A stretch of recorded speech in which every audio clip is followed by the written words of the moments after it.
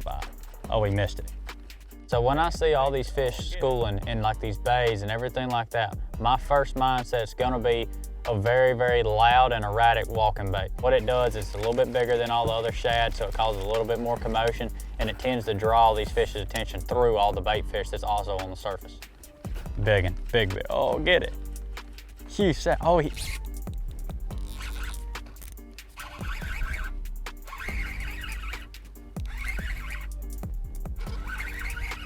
I had to pick between which ones I wanted to throw on. Here in Alabama, really anywhere, it's never a bad idea to have topwater on. So I always buy a topwater somewhere.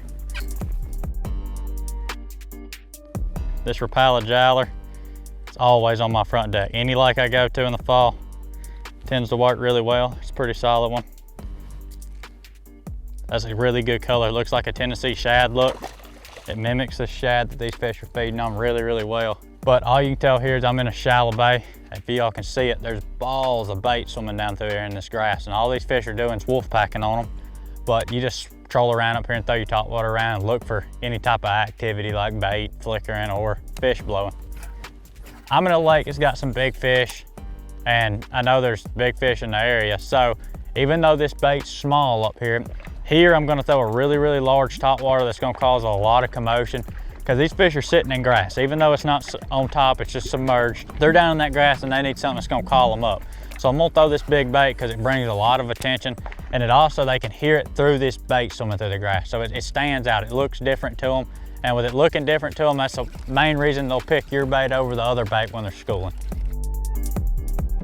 You can tell, like watching this bait out here flickering around, it spits a ton of water. And that's the main reason it's so loud. I mean, it walks like a dog, son. You can walk it all over the place. It does not, I mean, the only reason it's gonna skip is if you get grass on it. But you can tell there it causes a lot of commotion. It's got a knot. There's one hitting at it now. It sounds almost like a clock ticking. And with that, something about that noise, it makes these fish go crazy for it. As you can tell here, so you can see the lips on this bait are real big and they're almost straight out like this. That's gonna be the reason it spits so much water. It's because of how big the lips are.